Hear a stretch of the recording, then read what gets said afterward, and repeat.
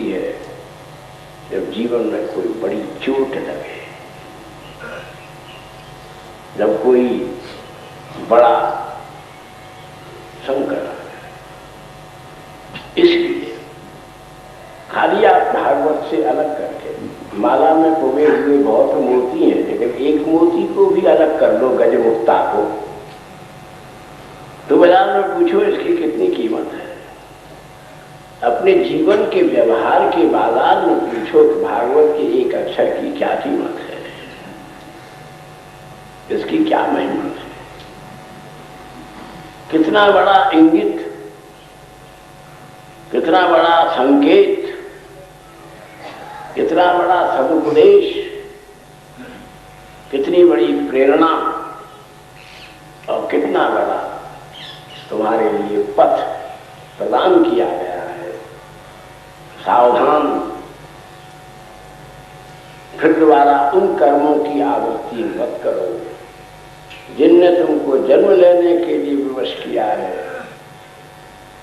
और लेकिन भगवान ने तुम्हारे ऊपर ये कृपा कर दी है कि जन्म के बाद में अच्छे कर्म करके तुम 100 वर्ष तक भी जीवित रह सकते हो। इन 100 वर्षों में चाहे 50 तक रहो, 40 तक रहो, पुण्येन पापेन क्षीयते पुण्येन वर्धते। पाप से आयु क्षीण होती है और पुण्य से आयु बढ़ती है।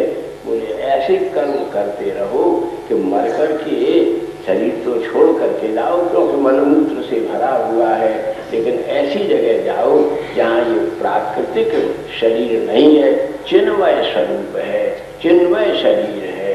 यहाँ जिस हिरण्यकोश में, अंतःकरण के उस वैकुंठ में, उस साकेत में, उस गोलोक में, उस श्री वृंदावन में तुम इस रूप में जन्म लो कि मलमूत्र त्यागना और असत पदार्थों का सेवन करना, विषयों का भोग करना, निंदा स्तुति का व्यवहार करना, एक दूसरे पर आक्षेप और विक्षेप करना, एक दूसरे की भूलों को चुन चुन करके निर्देश करना। बोले इन सब असत व्यवहाराक्रांत वृत्ति को मत रखो, इससे मुक्त हो करके। लेकिन इस प्रकार के कर्म करने में कवयो व्यत्र मोहिता, ऐसी बात कह दी है। कवय तत्ववादी, बड़े बड़े तत्वज्ञानी, बड़े बड़े महात्मा, बड़े बड़े महिमावंत पुरुष, ते भी मोहिता। सतपथ को निश्चय करने, what is a proper step, even the learned and experienced are not in position to take any decision, and they are even waiting how to have an approach towards that real truth. उनको भी ये नहीं बोध हो रहा कि वहां तक हमारी अप्रोच कैसे हो, वो डेस्टिनेशन कैसे मिले, हमारी प्रॉपर जन्म मरण वाली दुर्गति की स्थिति से हमको कैसे छुटकारा मिले, how to get rid of it. ये सोचने की लाखों कथा हो रही है, बड़ी बड़ी कथा हो रही है। हम तो अब कथा कहने की बात ही नहीं है। कोई हमसे कहता है कैसे बोलते हो, बोले भैया इतना ही सोचो कि इतनी अवस्था में बोल लेते हैं, ये क्या कम है। बोलने की बात तो अलग, थोड़ा बहुत बोल लेते हैं ये भी ठाकुर की कृपा। लेकिन क्योंकि सब सदाए भव, हम अपना ब्लेसिंग सब आनंद से रहो, लेकिन फिर भी ध्रुव है, मरना ध्रुव है। लेकिन ऐसा करके मर, और वो करना क्या है, जन्माद्यस्य यथा। अगर ब्रह्म सूत्र याद हो तो आपको भागवत के कदम कदम पर ब्रह्म सूत्र के सूत्र मिलेंगे,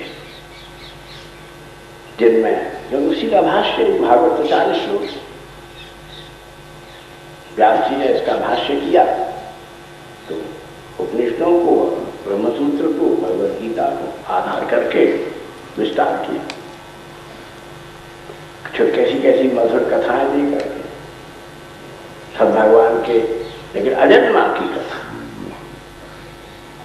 प्रहलाद जी का चरित्र है 5 अध्याय में, लेकिन सारा प्रहलाद का चरित्र घूम रहा है कि धुरी पर, भगवान के उस चरित्र पर जो बहुत संक्षिप्त है। खम्मा फटा, नृसिंह प्रकट हुए, हिरण्यकश्यप को मारा, प्रहलाद पर कृपा की, अंतर्ध्यान हो गया।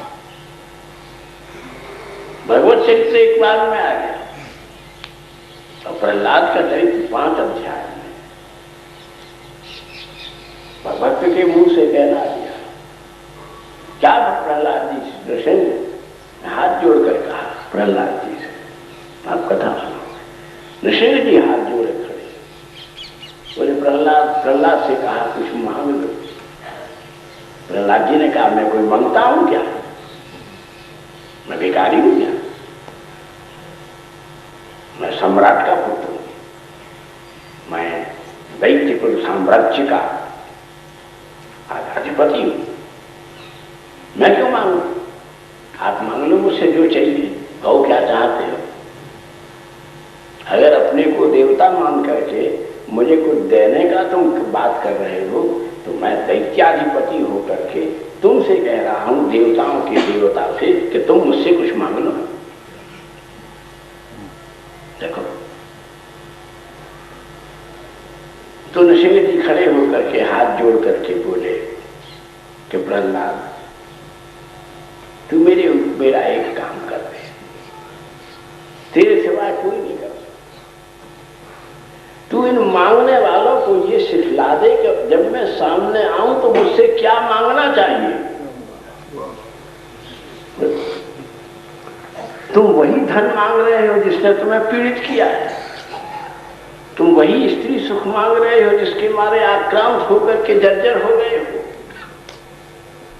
तुम उन्हीं ऐश्वर्य और भोगों की ओर उन्मत्त होकर के धोरण कर रहे हो जिन्होंने तुम्हारे जीवन को आक्रांत क्लेशों से भर दिया है।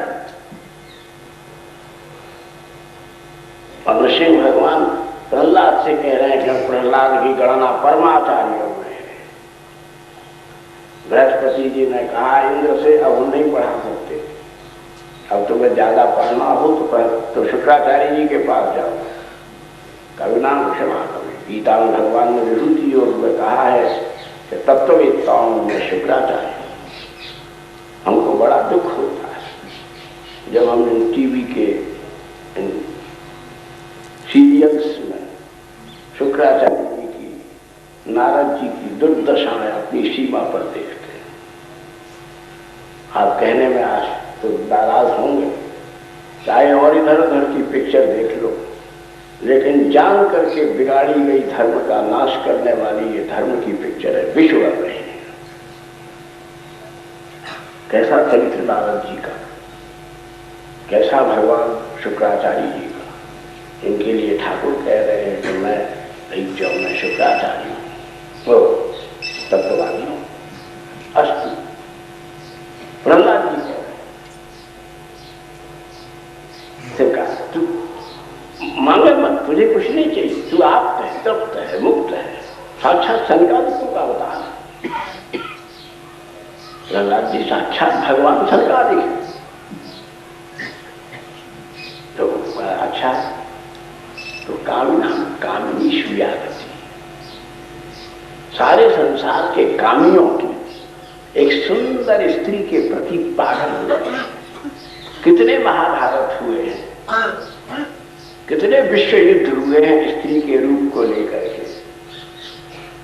आज भी क्या क्या हो रहा है, जैसे पशु की तरह से हम स्त्री के रूप के प्रति पागल होकर के आचार विचार व्यवहार संचार सदाचार सत्कार सबका नाश किए गए। तो प्रहलाद जी ने यही कहा कि ऐसी कृपा करो कि सब लोगों को ये सुबुद्धि मिल जाए कि कामनी की एक उत्तम कामी में, तरुण युवक में जो प्रीति है, और ये युवक कुत्ते की तरह पागल होकर के जैसे एक स्त्री के पीछे दौड़ रहे हैं, हे गोविंद ऐसी सुबुद्धि दे दो कि हम आपकी ओर दौड़े। कामी जैसे कामनी को प्यार करता है, हमारा प्यार आपके प्रति हो जाए। ये भागवत है। आदर देना, सम्मान देना स्त्री का अपमान नहीं है, तो ये तो माँ है, ये लक्ष्मी है, दुर्गा है, चंडी है, भगवती है, ये तो वंदनीय है। यही सुंदर बैठी है, इन्हीं के भीतर एक बार किशोरी जी की झांकी देख लो, धन्य हो जाओगे। और यदि दुष्ट दृष्टि की तो तुम ही खाली नहीं मरोगे, सृष्टि का नाश करो। आनंद की वृष्टि जीवन में नहीं होगी।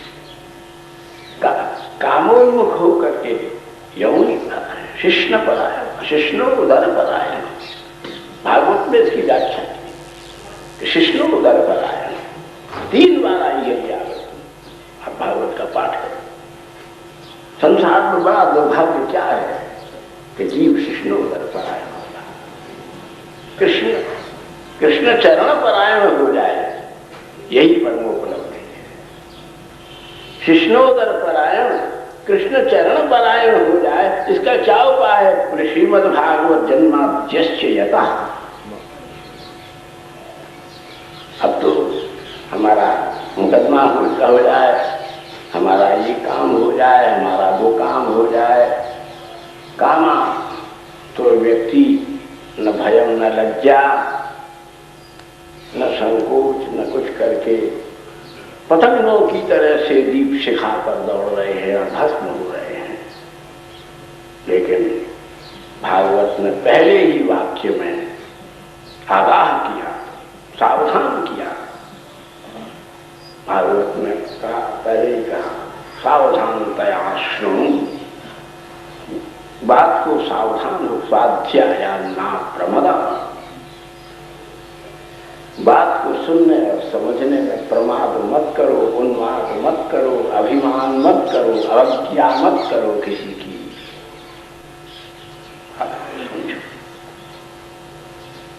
और क्या करो कि जैसे लौकिका शिष्णोदर परायण, ऐसे ही आप भी कृष्ण चरण परायण।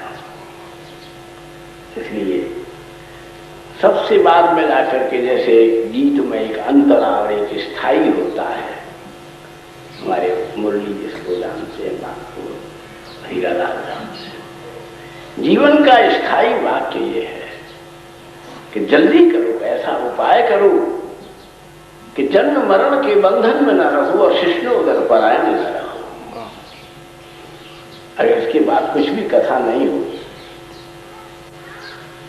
तो चिंतन के लिए इतनी सामग्री है कि इसके चिंतन में कितना भी समय लगा दो, हम अनंत समुद्र आगे लहरा रहे हैं। इसमें विचार करो, अन्वय करो। कूट श्लोक, और इस श्लोक की यदि हम तो यहाँ नहीं कह सकते क्योंकि थोड़ा सा वो कुछ कह भी नहीं पाए, टाइम तो हो गया। लेकिन आप वैष्णव तोष में, बृहत तोष में, उसमें जीव गोस्वामी जी का क्या व्याख्या की, मत डाला है शास्त्र समुदाय, विजय ध्वज महाराज और वीर राघव।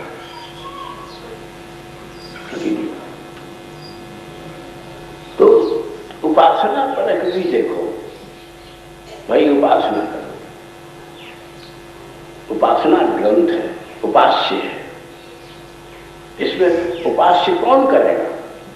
जिसने संसार को अपास्य किया है, जिनकी पश्यंती पतंजलि योग दर्शन है, जिनकी जागृत पश्यंती ने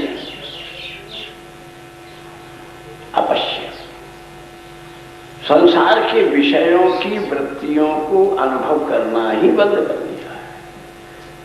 तदनुभव शून्या जो पश्चंती है, वो कब तद्भाव भाविता हुई, वही जीवन की सिद्धि है, वही जीवन का सार है। इसलिए ये तो थोड़ा समय हो ना, सुविधा हो, तो ये तो भागवत के एक एक सूत्र, एक एक पक्ष जीवन भर मत हो तो भी भागवत करते करते तुम क्या होगे, बोले कुछ नहीं होगा, तुम स्वयं भागवत हो जाओगे। भागवत का पद स्वयं भागवत हो जाओगे। तो भगवान ने, व्यास जी ने एक स्तुति, यानी जो मंगलाचरण का श्लोक होता है, कला ये है कि मंगलाचरण का एक श्लोक ऐसा होना चाहिए जिसमें आलोक प्राप्त हो, शोक निवारण हो, पर्यालोचन हो, क्या इस शास्त्र में प्रतिपादित हुआ है, उसका वस्तु पक्ष, उसका और भी सवरे पक्ष, सवरे लक्ष्य समक्ष उपस्थित होना। इसलिए श्रीमद् भागवत में महात्मा के समय ही हम निवेदन कर रहे हैं। इसी दृष्टि से आप आगे की कथा सुनोगे तो जीवन के घट में ये कुछ न कुछ ऐसा सुंदर वासंतिक मेघ का अमृत शीतल भर जाएगा कि जब तुम संसार में शोकादिकों के द्वारा उष्ण हो जाओ और तृषावंत अपने को अनुभव करो, तब इस घट की एक बूंद लेकर के तुम अपने ही भीतर मानसरोवर प्राप्त कर लो। उसकी तरंगों पर उच्छलित होने वाले मुक्ताहारों को अपनी मराल वृत्ति से सेवन करो। भागवत साधारण ग्रंथ नहीं है, बल्कि इसकी कथा कहना न कहना तो हम कुछ नहीं कह सकते। हमने बड़े बड़े महात्माओं को, गुरुओं को हम तो कुछ नहीं जानते, साधारण पठित हैं, लेकिन बड़े बड़े सिद्ध पुरुषों को एक एक अक्षर कहने के पहले उनके पस्से भर आंसू बह जाते थे। बोले इतने आंसू बह रहे हो, कह कैसे सकोगे? बोले इन आंसुओं के बिना ये गंदा जीवन धुलेगा कैसे? जन्माद्यस्य आद्यस्य कृष्णस्य स्मरण धनजात अश्रु जले न धनवती। जब कृष्ण चरित्र गान करके उनके नेत्रों से निकले हुए उनकी भाव की कादंबनी से मंगलमयी दिव्य रसधारा प्रवाहित होगी, उसी के संघात से धुला हुआ जीवन एक जलजात की तरह से विकसित होकर के अनंत संत मिलिंद वृंदों का मंगल आनंद संपादित करते हुए गोविंद के चरणारविंद में उनके मकरंद के सेवन की परायणता लाभ करने पर इस प्रकार की भाषा में कहना कठिन हो जाएगा सबको ग्रहण करना। लेकिन भाषा, भाव, रस, सिद्धांत भागवत में सबकी अपेक्षा है। संगीत भी बड़ा जरूरी है, कोई संगीत का निषेध करते वो भी कर, लेकिन ये जाने क्या क्या ये पद नहीं। भागवत के श्लोक का एक एक श्लोक में कितना स्वर, लय, ताल समन्वितम। नारद जी की वीणा है, सरस्वती की वीणा है, शिव का डमरू है। तो सरस्वती और नारद अपनी वीणा पर, शिव अपने डमरू पर, नारद जी नारद वीणा, विचित्र वीणा। तो ये सब गीत ध्वनि गाते हैं सिनेमा की तरह। भागवत के मंद मंद गंभीर श्लोकों का गान करते। श्रोता कौन है? ज्ञान और वैराग्य। इनको सुनवाने कौन लाई है? भक्ति। सुना कौन रहा है? नारद, सनकादिक। नारद, सनकादिकों ने नारद जी को रामायण सुनाई। नारायण ने, नारद जी ने सनकादिकों को रामायण सुनाई। उन्होंने कहा कुछ भेंट ले लो। तो नारद जी ने कहा डिपॉजिट रखो, समय आएगा तब ले लेंगे। आज समय आया। भक्ति को दुख था, उसके पुत्र, उसके वो नवयौवना सुमना थी और पुत्र बूढ़े हो चले थे, इसलिए उन्होंने कहा महाराज हमारी भेंट है बकाया, हमने आपको रामायण सुनाई थी। सनकादिकों ने कहा भैया उसका बहुत ब्याज बढ़ गया है, ब्याज के साथ वसूल कर लो। तो सनकादिकों ने सुंदर नारद जी को ज्ञान वैराग्य को, भक्ति को, ऋषि मुनियों को श्रीमद् भागवत सुनाई। परमहंस संहिता थोड़े से लोग हैं, पर भागवत का स्वरूप समझो, भागवत की भूमि समझो, भागवत की धरा समझो, भागवत की धारा समझो। भागवत किस धाराधर से निश्चित हुई है उसके उद्गम को समझो, कहाँ मिल रही है उस संगम को समझो। तो इसलिए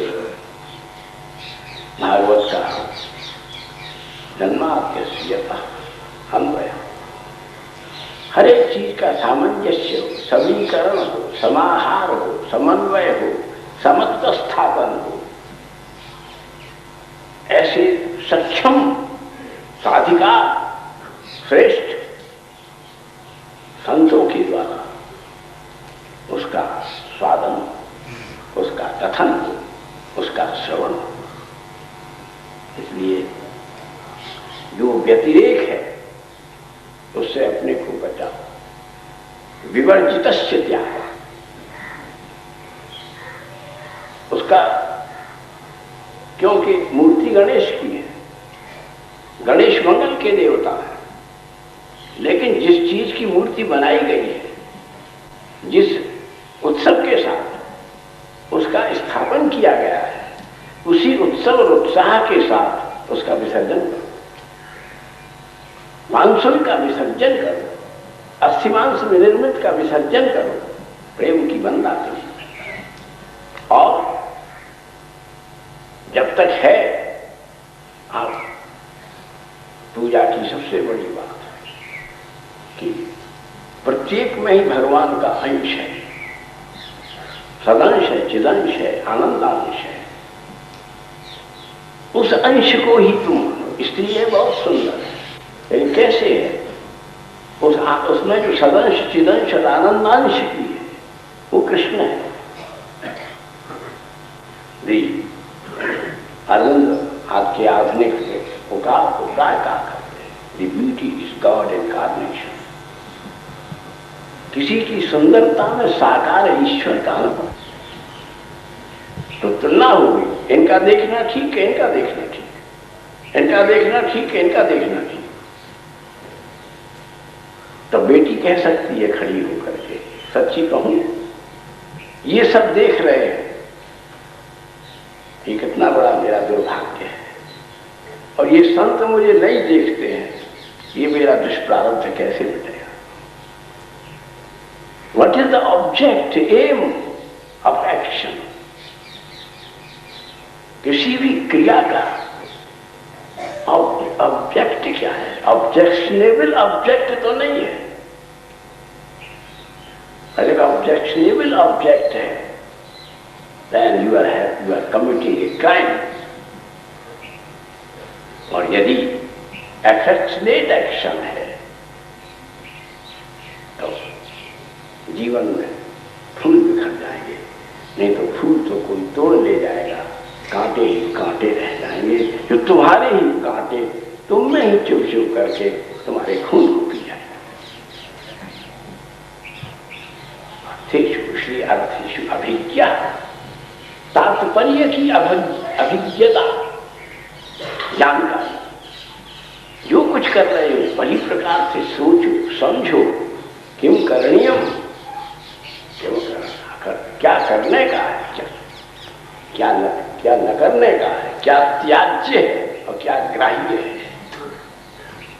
What is to be obtained or attained, and what is to be renounced and to and the subject of dedication, ये तो निर्णय तुम्हें करना पड़ेगा। तो इसलिए अर्थेषु भिक्षस्व।